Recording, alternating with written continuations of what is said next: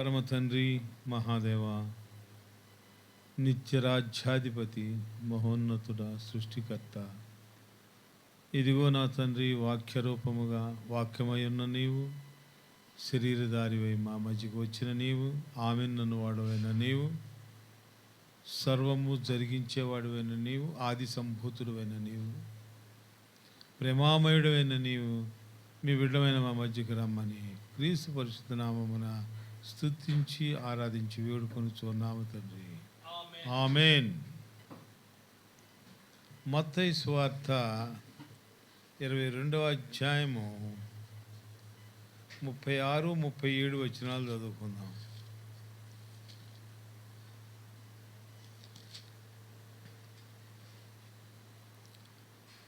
బోధకుడా, ధర్మశాస్త్రములో ముఖ్యమైన ఆజ్ఞ ఏదని అడిగాను. అందుకాయన, నీ పూర్ణ హృదయముతోనూ, నీ పూర్ణ ఆత్మతోనూ, నీ పూర్ణ మనస్సుతోనూ నీ దేవుడైన ప్రభువును ప్రేమింపవలనది ఇది ముఖ్యమైనదియు మొదటిదియునైన ఆజ్ఞ. ఈ రెండు విషయాలు మనము మాట్లాడుకుందాం. ఇది మొట్టమొదటి ఆజ్ఞ అంటున్నాడు, దేవుణ్ణి ప్రేమించడం అనేది. ఎందుకని అంటున్నాడు? ఎందుకని మనం ప్రేమించాలి? పూర్ణ హృదయముతో, పూర్ణ ఆత్మతో, పూర్ణ మనస్సుతో, ఈ మూడిటితో, హృదయముతో, ఆత్మతో, మనస్సుతో పూర్ణం. ఇక మరి అందులో ఏమాత్రమో తిరుగు లేదన్నమాట. ఎందుకని ప్రేమించాలి? ఇది గొప్ప అంశం. ఆలోచన చేసుకుంటే ఇది మనకి ఏమనిపిస్తుంది అంటే, మనమందరం ఆయన చేత సృష్టించబడ్డాం కాబట్టి ప్రేమించమని అడుగుతున్నాడు అనుకుంటాం. అదేందండి. కొంతమంది అయితే ఇంకా లోతుగా ఆలోచన చేసి,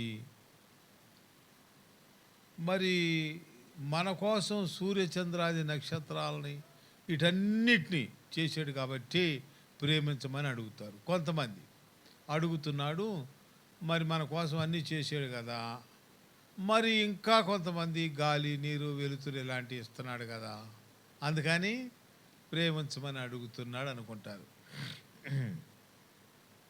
రకరకాలుగా అనుకుంటారు ప్రేమించమని అడుగుతున్నాడు అని చెప్పి. అయితే అసలు మనల్ని ఎందుకు ప్రేమించమని అడుగుతున్నాడు?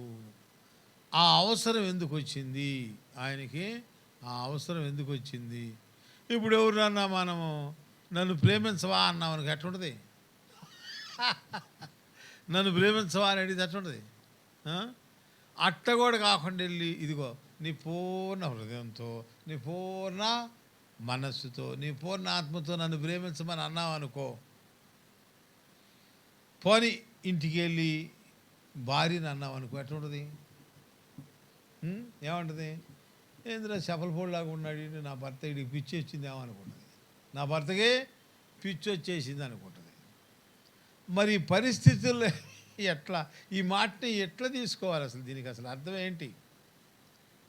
పూర్ణ మనసుతో ఏంటి, పూర్ణాత్మతో ఏంటి, పూర్ణ హృదయంతో ఏంటి, మళ్ళీ ప్రేమించడం ఏంటండి?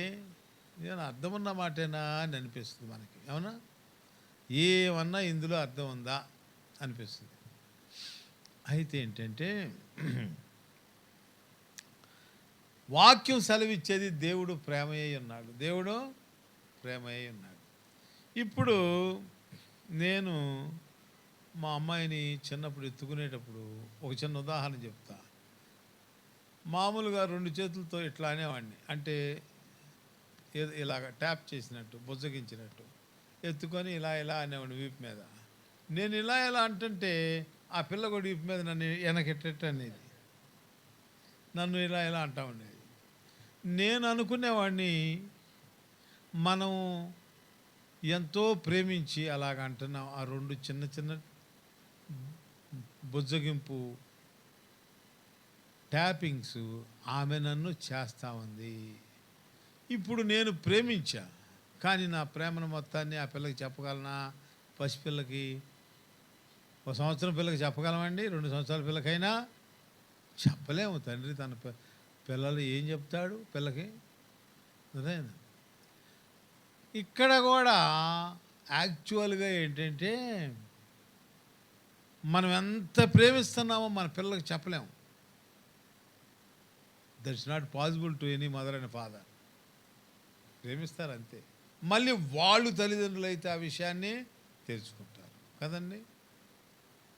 మొట్టమొదట యవనస్తులు పెళ్లి చేసుకొని వాళ్ళు తల్లిదండ్రులు అవుతున్నప్పుడు వాళ్ళకి బిడ్డ పుడితేనే కానీ ఆ తల్లిదండ్రుల మనస్సు రాదు, లేకపోతే ఆ మనస్సు వాళ్ళకి తెలియదు. ఇప్పుడు దేవుడు మనల్ని సృష్టించి అసలు రహస్యం ఏంటంటే ఆయనే మనల్ని ఇక్కడ చెప్పబడిన వాక్యం ప్రకారంగా పూర్ణ హృదయంతో, పూర్ణాత్మతో, పూర్ణ మనస్సుతో ప్రేమిస్తున్నాడు. అది మనల్ని ప్రేమించమని అంటున్నాడు. ఎందుకంటే ఏదో ఒక అనాలు కాబట్టి అంటున్నాడు, కానీ అసలు విషయం ఏంటంటే ఆయనే పూర్ణాత్మతో, పూర్ణ మనస్సుతో, పూర్ణమైనటువంటి హృదయంతో మనల్ని ప్రేమిస్తున్నాడు. ఆ పరిపూర్ణత ఎక్కడ కనపడింది? సిలువలో కనపడింది. ఆ పరిపూర్ణత సిలువలో కనపడింది, క్లియర్గా కనపడింది. ఎంత దెబ్బలు తింటున్నా సరే, ఆయన ఎంత బాధపడుతున్నా సరే, ఎంత కుమిలిపోయినా సరే ప్రేమిస్తానే ఉన్నాడు. ఏమంటున్నాడు? వీరేమి చేస్తున్నారో వీరెరుగరు, వీరినే క్షమించు. తండ్రి ప్రేమ మహాప్రేమ, శిలువ ప్రేమ మహాప్రేమ. ఆ మహాప్రేమలో నుంచి ఆయన వీరేమి చేస్తున్నారో వీరెరుగరు గనక తండ్రి వీరిని క్షమించమని చెప్తా ఉన్నాడు. ఎంత ఉన్నతమైన ప్రేమ! నేను బాగా చదివాను, ఎందుకు దేవుణ్ణి మనం ప్రేమించాలి, అసలు మనకి ప్రేమ అంటేనే తెలియదు. ఇంకా పూర్ణ హృదయంతో, పూర్ణాత్మతో, పూర్ణ మనసుతో ఎట్లా ఏంటిది అని ఆలోచిస్తే నాకు అర్థమైంది ఏంటంటే అసలు దేవుడు మనల్ని సిలువ మీద అలానే ప్రేమించాడు. అంతకుముందు యెహోవా దేవుడు అంతకంటే ఎక్కువ ప్రేమించేసాడు. ఎట్లా అంటే మన కొరకే సూర్యచంద్రాదులను చేశాడు, మన కొరకే సృష్టి చేశాడు, మన కొరకే జీవ జాతుల్ని, జంతు వృక్షాలన్నింటినీ చేశాడు, మన కొరకే గాలిని చేశాడు. గాలిలో ఆక్సిజన్ పెట్టింది ఆయన పీల్చుకుంటాక, ఆయన పీల్చుకుంటానికి కాదుగా, మనం పీల్చుకుంటానికి. ఈ చేపల్ని, సముద్రంలో ఉండే ప్రతిదాన్ని, భూమి మీద ఉండేటువంటి జంతువుల్ని, చక్కని కూరగాయ మొక్కల్ని, పండే బియ్యాలని, ఇవన్నీ దేవుడు తింటాడంటండి. ఆ మొక్కలన్నీ, ఆ మొక్కల్లో నుంచి వచ్చే బంగాళం లాంటి ఫలాలు, ఫలవృక్షాలు, జాంకాయలు, మామిడికాయలు, సంత్రాలు, పనసకాయలు, ఇవన్నీ ఎవరి కొరకు? ఆయన కోసం కాపించుకుంటున్నాడా? ఏమండి, ఏమన్నా అర్థం ఉందా? అవన్నీ మన కోసం ఆ చెట్లన్నీ వేసింది, అవన్నీ కాపిచ్చేస్తుంది, ఆ ఇత్తనాలన్నీ పుట్టించింది, ఆ చేపలన్నీ పుట్టించింది, అవన్నీ మన కోసం అన్నమాట. నా బిడ్డ భూమి మీదకు పంపిస్తున్నాను కనుక నా బిడ్డకి ఇవన్నీ కావాలి. నేను ఆదాముని చేస్తున్నాను కనుక ఆదాముకి ఈ తోటంతా కావాలి, ఇక్కడున్న గాలి అంతా కావాలి, ఈ పరిస్థితులన్నీ కావాలి. ఇవన్నీ చేశాడు. అర్థమైందా? ఎంత మనసు పెడితే చేయగలుగుతాడండి? ఒకసారి చెప్పండి, అవునా కాదండి? ఇప్పుడు ఆ డిజైన్ ఉంది, చక్కగా చెక్కాలి, అది నీట్గా వెయ్యాలి, రౌండ్గా చక్కగా ఉన్నాయి ఆ డిజైన్లు. అవి వెయ్యాలంటే వాళ్ళకి ఎంత శ్రద్ధ ఉండాలండి. చిన్న చిన్నగా వేసుకుంటూ వస్తారు.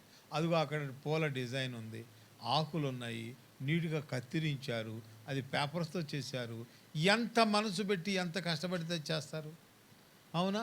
ఇంత చిన్నదానికే ఎట్లా ఉంటే శూన్యములో పదార్థాన్ని సృష్టించటం, అంతేకాకుండా ఇవన్నీ చేయటం అంటే అది ఎంత కష్టం. కాబట్టి ఇంత చేశాడంట. పాపం 7వ రోజున అలిసిపోయి విశ్రాంతి తీసుకున్నాడట. ఏ రోజు? 7వ రోజు.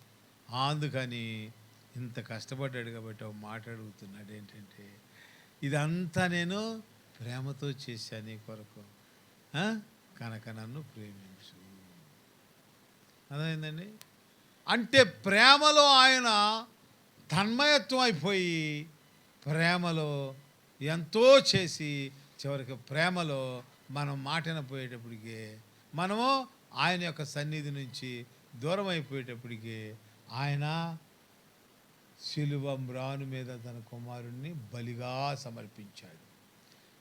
ఇప్పుడు ఏమైపోయాడంట? ప్రేమలో పూర్తిగా మునిగిపోయాడు దేవుడు. ఇప్పుడు చిన్న పిల్లోడు ఉన్నాడండి, ఏం బాబు, చిన్న పిల్లోడు ఉంటే ఆ చిన్న పిల్లోడిని తల్లి ఎత్తుకొని ముద్దాడతా, అరే అదిగో చంద్రుడు, ఇదిగో భూమి, అదిగో సూర్యుడు అని చెప్పుతా లేదా? వాడికి ఏం తెలుసు? అదిగో జాంకాయ అంటది, అదిగో అక్కడ ఉంది చూసావా, ఏదో మొక్క అని చెప్పుద్ది, కోడి అని చెప్పుద్ది. ఇవన్నీ అర్థమవుతాయా వాడికి? పుట్టిన పిల్లోడికి ఎత్తుకొని మొత్తం చెప్పుదా లేదండి? అన్నీ చెప్తుంది. ఏంటంటే ప్రేమలో మునిగిపోయింది.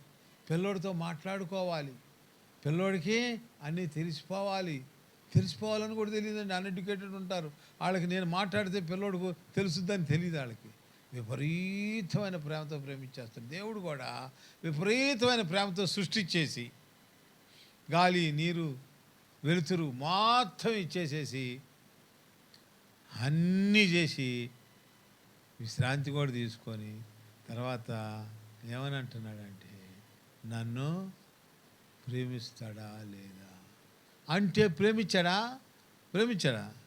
ప్రేమించకపోగా ఆజ్ఞాతిక్రమణం చేశాడు. ఏం చేశాడు? తినొద్దన్నటువంటి ఆ పండు తిని పారేశాడు. ప్రేమించలేదు సరిగదా, తినొద్దనుకున్నటువంటి ఆ పండు తినేసాడు. ఇక కోపం వచ్చింది, తోటలో నుంచి ఎల్లగొట్టాడు. అయితే సైతాను తన బిడ్డల్ని, తన ఊపిరిని పాడు చేస్తూ ఉంటే తన సొంత బిడ్డల్ని గట్టిగా ఆలోచన చేసి ఇక లాభం లేదని యేసు ప్రభువారిని పంపించాడు. యేసు ప్రభువారు ఇంకా విస్తారంగా ప్రేమించేసి ప్రతి పాపమును క్షమించేశాడు. అర్థమైందండి. అంతేకాకుండా యెషయా గ్రంథం 53:5 చెప్పినట్టు మన అతిక్రమ క్రియల గురించి ఆయన గాయపరచబడ్డాడు, మన సమాధానార్థమైన శిక్ష ఆయన మీద పడింది, ఆయన పొందిన దెబ్బల చేత మనకు స్వస్థత కలుగుతూ ఉంది. ఏమండి? ఆయన పొందిన దెబ్బల చేత మనకి స్వస్థత కలుగుతుందండి. మీకు అర్థమైందండి? స్వస్థత అనేటటువంటిది మనకు ఆయన పొందిన దెబ్బల చేత వస్తూ ఉంది. ఇలాగా దేవుడు మనల్ని ఎంతగానో ప్రేమించి ఆయన మనల్ని సమీకరించి ఆయన మనల్ని తోడుగా పెట్టుకొని శాశ్వత కాలంగా ఉండటానికి. ఇంకా మరి నేను గమనించింది ఏంటంటే, ఇప్పుడు ఉన్నానా? నేను గనక ఒక్కడనే ఇప్పుడు పెద్ద బంగ్లా కట్టేసుకొని కోటాను కోట్ల డబ్బులు సంపాదించేసుకొని, ఏమండి, నేను ఒక్కడే ఉండగలనా? ఒక్కడే ఎట్లుండదు నాకు? అందువల్ల తన సొంత ఊపిరిలో నుంచి వచ్చినటువంటి ఆదాము అవ్వల సంతానం మిగతా వాళ్ళని ఎట్ట చేశాడు. కానీ మనల్ని మాత్రము, మనం ఊపిరి, ఆయన యొక్క బయలాజికల్ చిల్డ్రన్, మనం ఆయనలో నుంచి వచ్చాం, ఆయన ఊపిరిలో నుంచి వచ్చాం కనుక మనం అంటే అంత ప్రేమించి యేసు ప్రభువారిని మన కొరకు పంపించాడు. అందుకే ఆయన ఏమంటున్నాడంటే, అయ్యా అయ్యలారా, రేయ్ అమ్మను ప్రేమించురా, తల్లిదండ్రులను ప్రేమించుడి అంటారు. ఎందుకని? పాపం వాళ్ళంతా పిల్లల్లోనే పెట్టుకొని ఉంటారు కనుక తల్లిదండ్రులు ప్రేమించండి రా అంటారు. అట్లనే దేవుడు ఏం చెప్తున్నాడంటే, అయ్యా నువ్వు నన్ను నీ పూర్ణ హృదయముతో, పూర్ణాత్మతో, పూర్ణ మనస్సుతో నన్ను ప్రేమించమని చెప్తా ఉన్నాడు పిల్లలు. ఇది భక్తి రహస్యం. తాను మనల్ని అట్లనే ప్రేమించాడు కనుక చెప్తున్నాడు. కానీ కొత్తగా నిన్నేదో ప్రేమించేసి నేను అట్ట కూర్చుంటాను అంటలా. నువ్వు ప్రేమించరా, నేను మెదలకుండా ఉంటానని చెప్పట్లా. ఆయన అబ్బో అసలు పూర్ణ హృదయంతో, పూర్ణాత్మతో, పూర్ణ మనసుతో బాగా ఎక్కువగా ప్రేమించేసాడు మనల్ని. అందుకని మనం కొంచెమైనా ప్రేమిస్తామని మనకే చెప్తా ఉన్నాడు, పూర్ణ హృదయంతో చేయండి. ఇంకొకటి ఇట్లా చేస్తే ఆయన తట్టుకోలేడు, ప్రత్యక్షమైపోతాడు. అది ఎవరన్నా సరే పూర్ణ హృదయంతో, పూర్ణ మనసుతో, పూర్ణ ఆత్మతో దేవుణ్ణి గనక ప్రేమిస్తూ ఉంటే ఆయన అసలు తట్టుకోలేడు. ఈ కాంట్ కంట్రోల్, ప్రత్యక్షమైపోతాడు. చూడండి, వాక్యంలోకి వెళ్దాం. ద్వితీయోపదేశకాండము 4:29 దాంట్లో ఏమి రాసిందో చూద్దాం. ద్వితీయోపదేశకాండము 4:29 దాంట్లో ఒక మంచి మాట రాసి ఉంది. ఏం రాసి ఉంది అక్కడ? ఆయన ప్రత్యక్షత ఎలా కలుగుతుందో చెప్పాడు. తీసిన వాళ్ళు చదవండి. అయితే అక్కడ నుండి మీ దేవుడైన యెహోవా వెదికిన ఎడల నీ పూర్ణ హృదయముతోను, నీ పూర్ణ ఆత్మతోను వెదికినప్పుడు ఆయన నీకు ప్రత్యక్షమగును. ఎప్పుడు ప్రత్యక్షమవుతాడన్నా? పూర్ణ హృదయముతో, పూర్ణ ఆత్మతో గనక నువ్వు వెతికితే ఆయన నీకు ప్రత్యక్షమైపోతాడంట. He can't control himself. అర్థమైందా? అస్సలు అతనేమీ ఆగలేడనమాట. అంతే. ఆ తప్పిపోయిన కుమారుడు కూడా తిరిగి వస్తే ఆగాడా? ఆడు వచ్చిందాకా కూడా ఉండలాడు. ఇంకా అటు గుమ్మంలో ఉండగానే, దూరంలో ఉండగానే వెళ్ళి వాడి మెడ మీద పడి ముద్దు పెట్టుకున్నాడు. అది తండ్రి యొక్క ప్రేమ, తండ్రి యొక్క ప్రేమ. కాబట్టి మనము ఈ విధంగా పూర్ణ హృదయంతో ప్రేమించుకొని మన దేవుడి యొక్క ఆ ప్రేమ అనేది మనం తెలియజేస్తూ ఉండాలి వాళ్ళకి. అంతేకాదు, అసలు ఈ లోక సంబంధమైనటువంటి దీవెనలకు కూడా మూల కారణం నీ కష్టారితం అనుకుంటున్నావా, లేకపోతే నీ భక్తి అనుకుంటున్నావా? ఏమండి చెప్పాలి. నీ భక్తా, లేకపోతే నీ యొక్క తెలివా, లేకపోతే నీ యొక్క శ్రమ? ఏది కాదు, ఇవన్నేమి కాదు, దైవ కృప. ఏంటది? తమ ప్రియులు నిద్రించుచుండగా ఆయన వాళ్ళకి ఇస్తున్నాడట. అర్థమైందండి? అడగకే చాలామందికి ఇస్తా ఉన్నాడు. నీకెందుకు ఇవ్వడం? ఆయనే నీ వైపు మళ్ళుకుంటాడు, నీ వైపు మళ్ళుకుంటాడు. ఎప్పుడైతే నువ్వు పూర్ణ హృదయంతో ఉన్నావో ప్రత్యక్షం అవుతాడు, మళ్ళుకుంటాడు. చూడండి, ద్వితీయోపదేశకాండం 30వ అధ్యాయంలో ఎంత చక్కగా రాశారు. ద్వితీయోపదేశకాండము 30వ అధ్యాయము 20వ వచనం చదవండి. అందులో చాలా క్లియర్గా ఉంటుంది.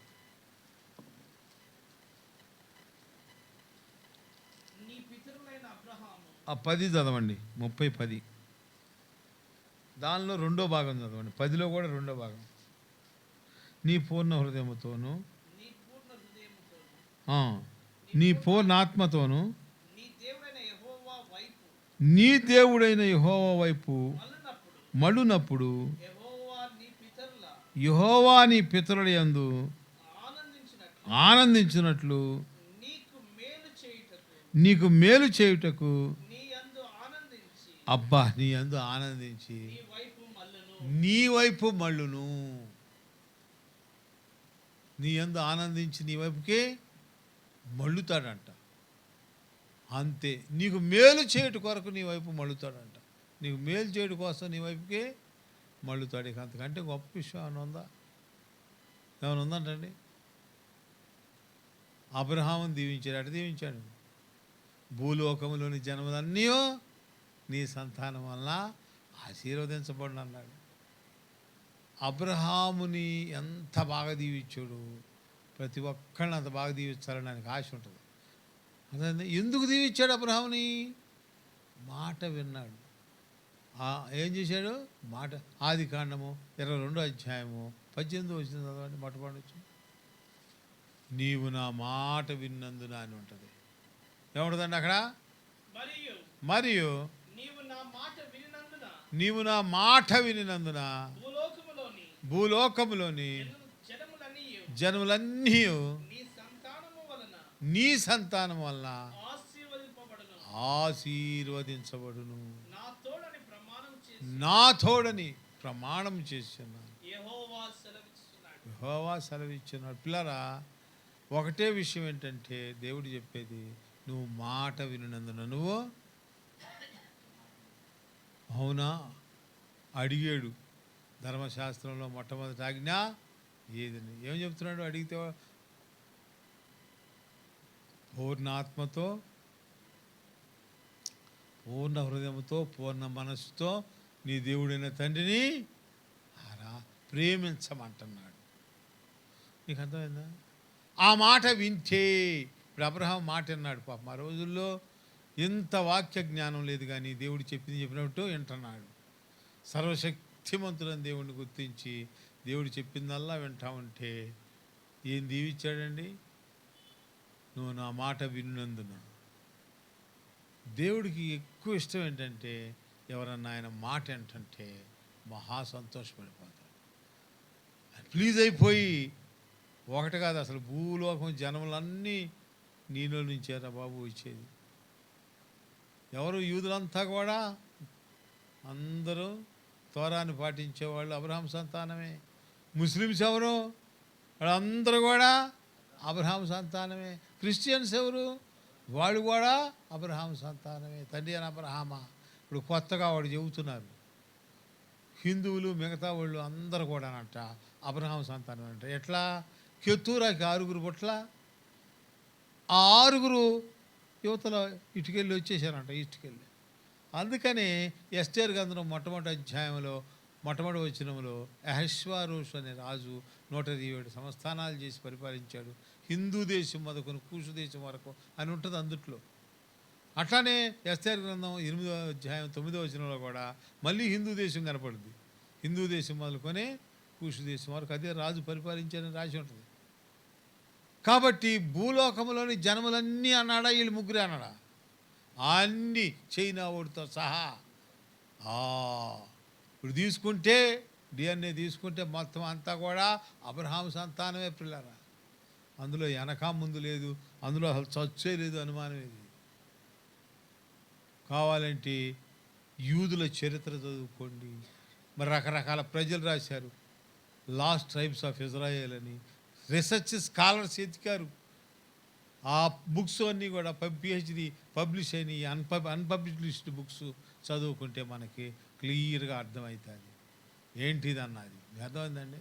కాబట్టి దేవుడి యొక్క మహాప్రేమని మనము కొంతైనా రియలైజ్ అయ్యి ఆ ప్రేమను ఆయనకు చూపించే విధంగా, ఆ ప్రేమను ఎలా చూపించాలంటే మాట వినడం ద్వారా, ఆయన యొక్క మాట వినడం ద్వారా. వింటే చాలు సంతోషపడతాడు, జస్ట్ వింటే చాలు. అందుకని ఆయన ఏం చెప్తున్నాడు, ఇళ్లలో కూడా, మన ఇళ్లలో కూడా మనం పిల్లలకి, మన చుట్టాలకి, మన బంధువులకి, ఎవరికైనా సరే వాక్యం చెప్పుకుంటూ ఉండాలి. మరి ముఖ్యంగా చిన్నపిల్ల విషయం ఏం చెప్పాడంటే ద్వితీయోపదేశకాండం 6వ అధ్యాయము 4వ వచనంలో ఒక మాట చెప్తాడు. అక్కడ కూడా పూర్ణ హృదయంతో అని చెప్పి చదువుకుంటే, చదవండి ఒకసారి ఉంటే. ద్వితీయోపదేశకాండము 6:4.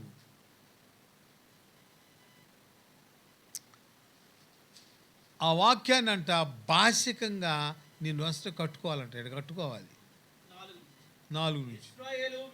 ఇశ్రాయేలు వినుము,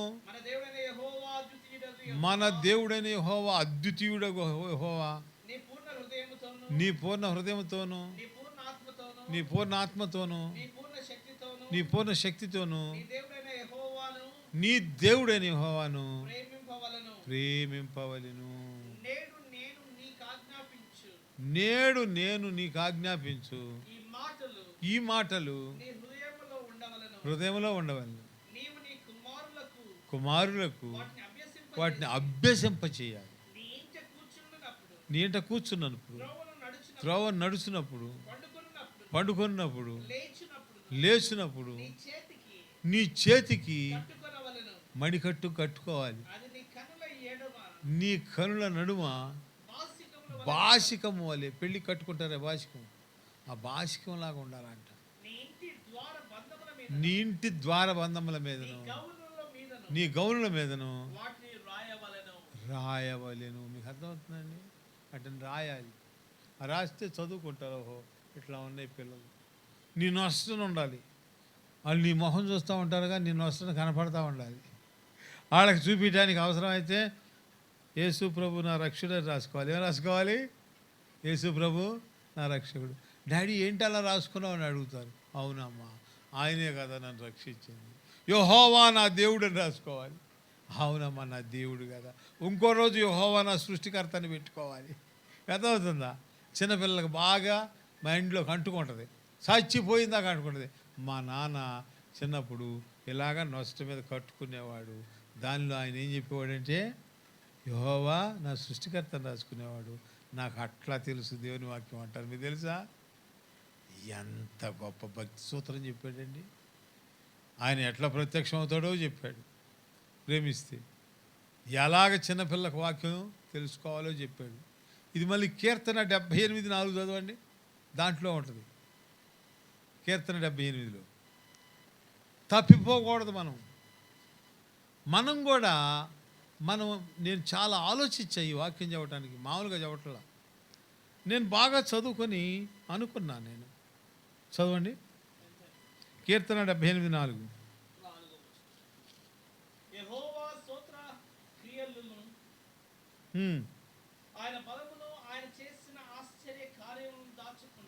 అంటే దాచకూడదు, ఆయన బలాన్ని దాచకూడదు, ఆయన ఆశ్చర్య కార్యాలు దాయకూడదు. పిల్లలకు చెప్తాం. రాగల తరములలో పుట్టబోయే పిల్లలకి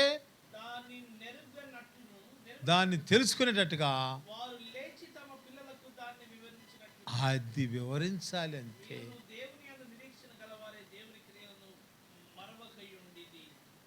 దేవుని క్రియలు మర్చిపోకూడదు, అస్సలు మర్చిపోకూడదు. ఇంకా దావీదు అంటే అయ్యా నా ప్రాణం, ఆ ప్రాణం మర్చిపోద్దాము, మనసు మర్చిపోద్దాము, హృదయం గుర్తుపెట్టుకోదాము.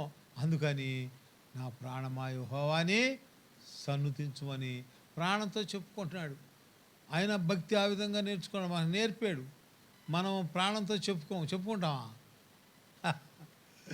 ఆయన ఎంత చక్కగా ప్రాణమా నా మనసా, ఆయన్ని సృష్టించాడు, నీకు సమస్తం చేశాడు. ఆయన్ని పూజించకుండా నువ్వేమీ చేయకూడదు. అదేందండి, చాలామంది ప్రార్థన చేసుకోకుండా తింటారు. క్రైస్తవులే 90% ప్రేయర్ చేసుకోకుండా తింటారు. వాళ్ళలో ఒక 20-30% ఎవరైనా చూస్తారేమో అని బాగోదని ప్రేయర్ చేస్తారు. ఇక మిగతా వాళ్ళకి అది కూడా లెక్క ఉండదు. భోజనం అనేది ఆయన చేసాడు. ఇప్పుడు అమ్మ ఉంది, ఏం చేసింది? కింద కట్టెలు మంటేసి పైన, లేదా స్టవ్ పెట్టి మంట పెట్టి పైన రైసు నీళ్లు పెట్టి అన్నం వండుతుందా? దేవుడు అట్ట కాదు, పైనే పెట్టేసాడు ఒక స్టవ్, పెద్ద స్టవ్. ఏంది? సూర్యుడు. ఆ సూర్యుడు ఆకుల మీద పట్టడం వల్ల కిరణజన్య సంయోగ క్రియ జరిగి ప్రతి ఫలము, బియ్యం కానీ, ఒడ్లు కానీ, కందిపప్పు కానీ, ఏదైనా కాయ కానీ వచ్చేది ఆ సూర్యరశ్మి వల్లే కదా. అంటే ఎవరో పెద్ద వంటగాడేడా? రోజు వండి పెట్టేది ఎవరు? యెహోవా దేవుడు. ఆ స్టవ్, సూర్యుడిని స్టవ్ని పెట్టి వండి పెడుతున్నాడు. అర్థమైందా? పరమ తండ్రి ఎంత ప్రేమో, ఎంత వంటగాడో, ఎన్నుండి పెడుతున్నాడు. ఆ ప్రేమను మామూలుగా అర్థం చేసుకోలేము మనం. ఇది నాది అని కొట్టు చావటం తప్ప దేవుణ్ణి చూసే కళ్ళే ఉండవు. అందుకే ఒక భక్తుడు ఒక పాట రాశాడు. ప్రభు యేసు నా రక్షక ఒసగు కన్నులు నాకు నిరతమునే నిన్ను చూడా. అయ్యా, నిరతం చూసే కళ్ళి అయ్యా. ఆహారం ఇచ్చింది నీవు, నీళ్ళు ఇచ్చింది నీవు, గాలి ఇచ్చింది నీవు, ఇని చేసింది నీవు, పుట్టించింది నీవు, పీల్చుకోవటానికి ముక్కిచ్చింది నీవు, అది ఫిల్టర్ అయ్యి శరీర భాగాల్లోకి వెళ్ళడానికి లంగ్స్ ఇచ్చింది నువ్వు. అన్నీ నువ్వే నాయన. ఎవడన్నా ధ్యానం ఉంటుందా? అస్సలు ఉండదు. అస్సలు ఆ ధ్యానమే ఉండదు, ఆ ఆలోచనే ఉండదు. పిల్లరా, భగత్ సింగ్ అన్న గారు చెప్పింది, శ్వాస అయినా ఆగిపోతే పర్వాలేదు కానీ విశ్వాసం మాత్రం ఆగిపోకూడదు. క్రైస్తవుడు విశ్వాసంతో నడుస్తూ ఉండాలి. దేవుడు ఎప్పుడైతే ఆ విశ్వాసం నీలో చూస్తాడో, ఇందాకేం చదువుకున్నావు, నీ వైపు మళ్ళుకుంటాడు. ఇంకా నువ్వు పూర్ణముగా ఆత్మతోటి మనసుతోటి ఆయన ప్రేమించుతాడని గ్రహింపు వస్తే చాలు నీకు ప్రేమ వచ్చింది ఆయన మీద. అప్పుడు ఆయన అబ్రహాము కంటే ఎక్కువగా దీవించడానికి, ఆశ్చర్యకార్యాలు చేయడానికి నీ మీద గురి పెడతాడు, చేస్తాడు కూడా. వాక్యం వింటున్న ప్రియ బిడ్డలారా, దేవుని బిడ్డలారా, దేవుణ్ణి మనము అర్థం చేసుకోవాలి. ఆయన ఇంకా యెషయా గ్రంథంలోకి వెళ్తే ఒక మంచి మాట చెబుతున్నాడు. అక్కడ అది చూసినప్పుడల్లా నాకు అనిపించుద్ది, ప్రభువా నువ్వెంత ప్రేమికుడివి, నీ ప్రేమలో 99.9% నువ్వు ప్రేమిస్తుంటే దాంట్లో ఒక పాయింట్ కూడా మాకెవరికి నీ మీద ప్రేమ లేదు ప్రభువా. మేము ఒట్టివారమే తండ్రి, అనవసరంగా నీ దగ్గరికి వచ్చి అయ్యి పొందటానికి అడుగుడి ఇవ్వబడిన అన్నావు కాబట్టి ఇస్తాడని చెప్పి ఎగబడుతున్నాం, కానీ మాకు అసలు ప్రేమ లేదు ప్రభువా అని అనుకుంటాను. లేదు ఆయన మీద మనకి నిజంగా. అదైందా? చూడండి, యెషయా గ్రంథం 49వ అధ్యాయము 14, 15, 16లో ఎలా మాట్లాడుతున్నాడు దేవుడు. అయితే సియోను యెహోవా నన్ను విడిచిపెట్టి ఉన్నాడు, ప్రభువు నన్ను మరిచి ఉన్నాడని అనుకొనుచున్నది. స్త్రీ తను గర్భమున పుట్టిన బిడ్డను కరుణించక తన చంటి పిల్లను మరచునా, వారైనా మరచుదురు గాని నేను నిన్ను మరువను. చూడుము నా అరచేతుల మీదనే నిన్ను చెక్కి ఉన్నాను. అది పిల్లరా ఓ మాట చెప్తున్నాడు, చూడయా నా అరచేతుల మీద నిన్ను చెక్కి ఉన్నా. ఆయన యొక్క అరచేతులు నువ్వు నిదానించి చూస్తే నీ పేరు కనపడుద్ది. అందులో అరచేతుల మీద చెక్కి ఉన్నాడంట. నేను అంత ప్రేమిస్తున్నాడు. నువ్వు అనుకో అక్కర్లా. చాలామంది అనుకుంటారు దేవుడు నన్ను విడిచిపెట్టి. దేవుడు కాదు, నువ్వే దేవుణ్ణి విడిచిపెట్టావు. అది అందుకని ఈ పరిస్థితి వచ్చింది. నువ్వు దేవుడిని విడిచిపెడతాం వల్ల నీకు ఈ పరిస్థితి వచ్చింది, కానీ దేవుడిని ఎన్నడూ విడిచిపెట్టడు, విడవడు, ఎడబాయడు. అది ఆయన నేచరు. అర్థమైందండి? కొంతమంది దేవుని ప్రేమను గ్రహించలేరు. వాళ్ళు ఎంతసేపు దేవుని దగ్గర నుంచి పారిపోవటానికే చూస్తారు. అలా పారిపోయే వాళ్ళని దేవుడు పట్టుకోలేడు. ఇప్పుడు చాలామందికి రకరకాలైనటువంటి బాధలు, వ్యాధులు, మరి యాక్సిడెంట్లు, మరి చాలా అనుకోనటువంటి నష్టాలు, కష్టాలు వస్తూ ఉంటాయి కదా. ఏంటి, ఎందుకని వాళ్ళకి అట్లా వస్తూ ఉన్నాయా అంటే, వాళ్ళు ఏంటంటే దేవుణ్ణి హత్తుకొని ఉండలేరు. ఒక్కరవన్నా కూడా ఎంత మాట్లాడినా కానీ ఉండలేరు. చూడండి, యెహెజ్కేలు 24, 13, 14. యెహెజ్కేలు గ్రంథము 24వ అధ్యాయము 13, 14 వచనాలు. నిన్ను నీ కామాతురతే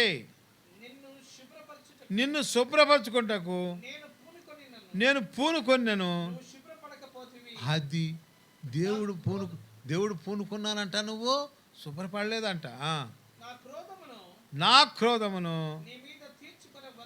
నీ మీద తీర్చుకొని వరకు అది నేను నిన్ను దెబ్బ కొట్టిందాకా నువ్వు కొట్టిందాకా తల్లి ఏమంటది, రేయ్ వర్షం వస్తుంది, బురద నీళ్ళు ఉన్నాయి రా అంటది. వస్తాడా? వాడు రాడు. అరే అంటది, రాడు. కర్ర తీసుకొని పఠాపన కొడుతూ వస్తాడా? పరిగెత్తుకుంటూ వస్తాడు. మూడోసారి ముందు పిలిస్తే రాడు, రెండోసారి గట్టి కరిసినా రాడు. మంచి కర్ర తీసుకెళ్ళి కొట్టే వెంటనే అనుకుంటే ఏడ్చుకుంటా ఇంటికి వస్తాడు. అర్థమైందా? కాబట్టి నిన్ను అంతే, నిన్నంట బాగుపరచాలని పూనుకున్నా కానీ నువ్వు బాగుపట్టలేదంట. అర్థమైందా? కాబట్టి పిల్లరా, దేవుని ప్రేమ అపారమైంది. ఆయన్ని ప్రేమించడం కనుక నీకు తెలిస్తే నువ్వే అబ్రహామే ఒక. అదేందండి, నిన్ను మించిన అదృష్టవంతుడు ఈ ప్రపంచంలోనే ఉండడు. నీ జీవితం ఎట్లా ఉంటుందంటే నువ్వు అసలు ఊహించనంత గొప్పగా ఇహమందు పరమందు కూడా నీకు అన్ని సౌకర్యాలు. ఏమందంట? నూరెట్లంట పరమందు నిత్య జీవం అంట దేవుని ఎరిగిన వారికి. అదేనా? ఈ విధంగా దేవుడు నీకు అన్ని ఏర్పాటు చేయడానికి తన మనసులో ఇష్టపడతా ఉన్నాడు, హృదయపూర్వకంగా ఇష్టపడుతున్నాడు ఆయన. అందుకని ఈ రహస్యము పాత నిబంధన గ్రంథంలో ద్వితీయోపదేశ కాండంలో 30లో చూసాము, 28లో చూసాము, 6లో చూసాము, 4లో చూసాము. పరిపూర్ణమైన మనస్సుతో పూర్ణాత్మతో ప్రేమిస్తే ఆయన ప్రత్యక్షమే అవుతాడని చెప్పింది. ఇప్పుడు మత్తయి సువార్తలోకి వచ్చి కూడా మళ్ళీ వాళ్ళు అడుగుతున్నారు అసలు ధర్మశాస్త్రంలో మొట్టమొదటిది ఏంటంటే కరెక్ట్గా చెప్పాడు ఆయన.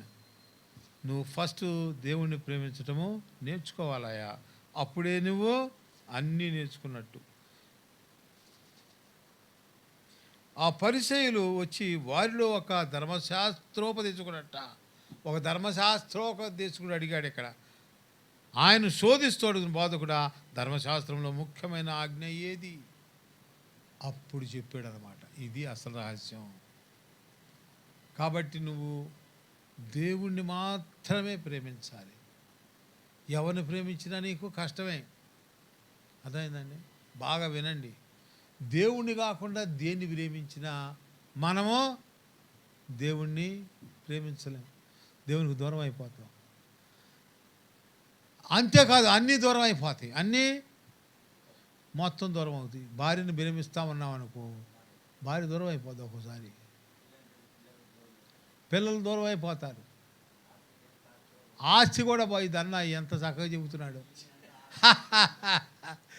బ్రహ్మాండంగా చెబుతున్నాడు. అన్నీ పోతాయి. ఏమి ప్రభువుని ప్రేమిస్తే అవన్నీ నీ దగ్గరే ఉంటాయి, ఎక్కడక బాబు. అర్థమైందండి? నువ్వు గనక యేసు ప్రభువుని ప్రేమిస్తూ ఉంటే ఇక ముందు 100 రెట్లు ఉంటాయి నీకు. ఆయన ప్రేమించకపోతే ఏమో చెప్పలేము. నువ్వు భార్యని ప్రేమించలేవుగా. ఆయన ప్రేమిస్తేనే ప్రేమ తెలుస్తుంది కాబట్టి భార్యని బాగా ప్రేమిస్తావు.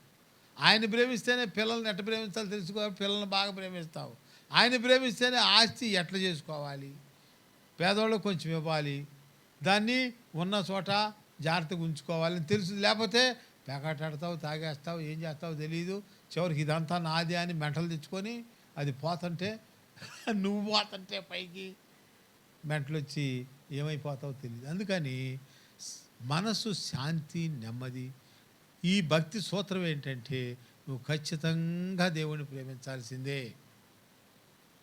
దేవుణ్ణి ప్రేమిస్తే మరేది ప్రేమించలేవు, కానీ అన్నీ నిన్ను ప్రేమిస్తాయి, అన్నీ నిన్ను ప్రేమిస్తాయి. దేన్నన్నా ప్రేమిస్తే దేవుణ్ణి ప్రేమించలేవు. కనీసం నువ్వు చిన్న కారాకిళ్ళిని ప్రేమించినా దేవుణ్ణి ప్రేమించలేవు. సిగరెట్ని ప్రేమించిన మనసంతా ఎప్పుడు బయటికి వెళ్ళి కాల్చుకుందాం అన్నది ఏం ప్రేమిస్తావు దేవుణ్ణి? అర్థమైందండి? మందుని ప్రేమించావు అనుకో, ఆ మందు తాగుతావు అని ఉంటుంది. ఇంకేదైనా వ్యసనం పెట్టుకున్నావు అనుకో, ఆ వ్యసనం మీదే ఉంటుంది, కానీ దేవుని మీద నీ మనసు ఉండదుగా. కాబట్టి నువ్వు దేన్ని ప్రేమించినా దేవుణ్ణి ప్రేమించలేవు, కానీ దేవుణ్ణి ప్రేమిస్తే నిన్నే అన్నీ ప్రేమిస్తాయి. దేవుణ్ణి ప్రేమించేవాడికి మంచి భార్య ఉంటుంది, మంచి పిల్లలు ఉంటారు, మంచి ఆస్తి ఉంటుంది, మంచి ఆరోగ్యం ఉంటుంది, నెమ్మది ఉంటుంది. ఆడు ఏందన్నా అరుగుద్ది, ఆకలి అవుతుంది ఆడికి. దేవుణ్ణి ప్రేమించిన వాడికి ఆడికి ఏం అజీత్ రోగం వచ్చింది, ఏం తినాలో ఆడికే తెలియదు, తినేటప్పుడు ప్రార్థన కూడా చేసుకోడు. అందువల్ల ఆడికి కిందకి పైకి కిందకి జరుగుతూ ఉంటుంది. ఏమి రివర్స్లో కడుపు ఆడుతూ ఉంటుంది. అర్థమైందండి? కడుపు సరిగా పని చేయదు. అందుకని నువ్వు దేవుణ్ణి ప్రేమించు. అందుకే చెప్తున్నావు, నన్ను ప్రేమించాయా. నన్ను ప్రేమిస్తే సమయానికి తింటావు, సమయానికి సెల్ ఫోన్ ఆడ బాడేసి నిద్రపోతావు. అరే ప్రభు చూస్తున్నాడు, 10ంటికి పడుకుందాం, మరీ 12 గంటకు వద్దు. అదేనా? అరే వీడిని కొట్టకూడదురా పాపం, ఎందుకు వాడు అక్కడే ఉన్నాడు, ఎందుకు రేపొద్దు నువ్వు అక్కడే ఉంటావు, ఆడు కొడతాడు నిన్ను, కొట్టడు. అదేనా? నువ్వు కనుక కనికరం కలిగిన వారు ధన్యులు, వారు కనికరం పొందుదు. దేవుడు లేడనుకో, ఏసైరా ఒక్కడే ఉన్నాడంటే ఆడు తప్పించుకుంటే నువ్వు అక్కడే ఉన్నప్పుడు నిన్ను వేస్తాడు. కాబట్టి ఈ భక్తి సూత్రం ఏంటంటే నువ్వు దేవుని కనుక ప్రేమించినట్లయితే అన్నీ నిన్ను ప్రేమిస్తే నీ కాళ్ళ దగ్గరికి వస్తాయండి. అవునా అన్న? అది లేదు, నువ్వు ఇంకేదన్నా ప్రేమించావంటే చాలా నష్టపోతావు. దేవుణ్ణి అస్సలు ప్రేమించలేవు. అందుకని చివరిగా ముగిద్దాం. ఈ వాక్యం మీద మన ధ్యానం కొనసాగిద్దాం. మొట్టమొదటి ఆజ్ఞ అంట ధర్మశాస్త్రం అంటే బైబిల్ మొత్తంలో ఫస్ట్ ఆజ్ఞ ఇది. ఇక రెండో ఆజ్ఞ నిన్ను వలె నీ పొరుగు వారిని తర్వాత మాట్లాడుకుందాం. ఫస్ట్ దేవుడు. అందుకని పూర్ణ హృదయముతో, పూర్ణ ఆత్మతో, పూర్ణ మనస్సుతోటి నీ దేవుడైన ప్రభువును ప్రేమ పొంది ముఖ్యమైన మొట్టమొదటిదైన ఆజ్ఞ. పిల్లరా, ఈ ఆజ్ఞను పాటిద్దామా మనము? మనసారా ఈ ఆజ్ఞను పాటిస్తే ఇక నీకు ఏ కొదువా లేదు. అదైనా ప్రార్థన చేసుకుందాం. చిన్న ప్రార్థనతో ముగించుకుందాం. మన సహోదరుడు ఉదయ్ గారు ప్రార్థన చేస్తాడు. ప్రేమగల తండ్రి, ఎంతవరకును తండ్రి soldiers of Christ open university తండ్రి తరగతుల్లో తండ్రి మరొక తరగతిగా ఫస్ట్ కమాండ్మెంట్, మొదటి ఆజ్ఞను మీరు మాకు నేర్పిస్తూ వచ్చినందుకే వందనాలు. మొదట పూర్ణ ఆత్మతో, పూర్ణ మనసుతో, పూర్ణ శక్తితో దేవుణ్ణి ప్రేమించినట్లయితే సమస్తము మమ్మను ప్రేమిస్తాయని మీరు మాతో మాట్లాడుతూ వచ్చినందుకే నీకు వందనాలు. తండ్రి, నేను ప్రేమించేవారిగా చేయండి తండ్రి. నీ ప్రేమను కనపరిచేవారిగా చేయండి. నీ ప్రేమను ప్రకటించేవారిగా చేయండి.